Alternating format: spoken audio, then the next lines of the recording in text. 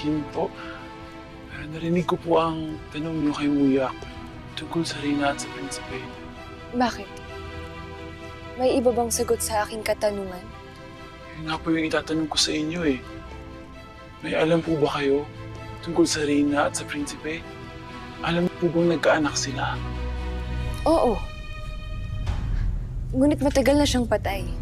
Sanggol pa lamang siya ay pinaslang na siya ni Perena. Hindi po totoo yan. Hindi niyo po ba naaalala na kailan lang nagkatagpo pa po kayo ni Lyra? At galit na galit po kayo sa kanya.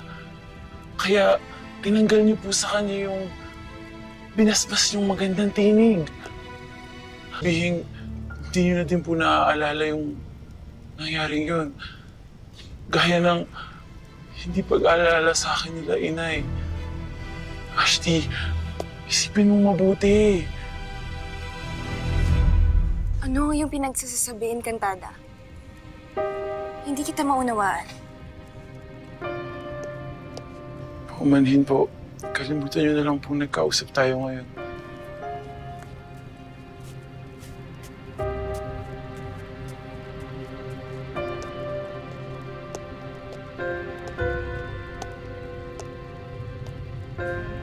Pati ba naman si Ashti Alay na hindi din ako maalala?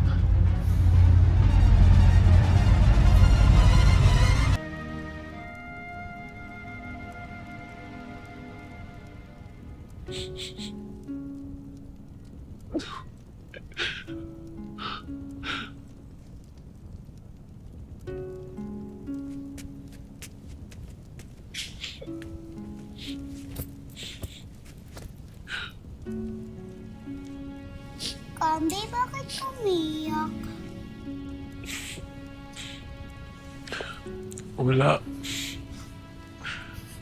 Naaawa lang kasi ako sa sarili ko eh. Wala kahit isa sa pamilya ko ang nakakakilala o nakakaalala sa akin. Kawawa ka naman. Pero hindi ka naman talaga anak ni Ate Amihan eh. Ikaw si Kambi, ang alaga ko. Oo nga. Baka nga dapat hindi ko na ipilit yung gusto ko. Kasi sa mata at isip ng lahat, ibang nilalang na ako. Pau-pau, tatanggapin ko na tong kapalaran kong to. Ang importante naman ay nandito pa rin ako sa tabi niyo.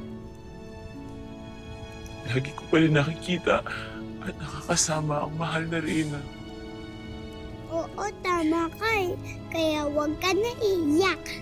Tingnan mo ko, malayo sa pamilya ko pero hindi ako umiyak kasi matapang ako. Okay? Okay. Salamat ah.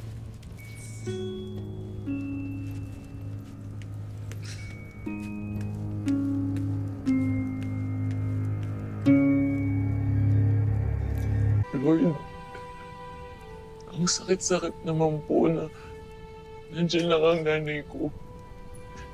Pero dead ma lang siya sa akin kasi di niya ako kilala. Hindi niyo po alam na nag-i-exist ako sa mundong ito eh. Nasa tingin lang niya, isa akong nilalang na mukhang hayop. Para po may sumasaksak palagi sa dibdib ko. Pero okay lang po. Basta nandiyan lang po ako sa tabi nila. Pero Lord, patibayan niyo po yung dibdib ko. Para kayanin ko po ang lahat ng nangyayari sa akin ngayon.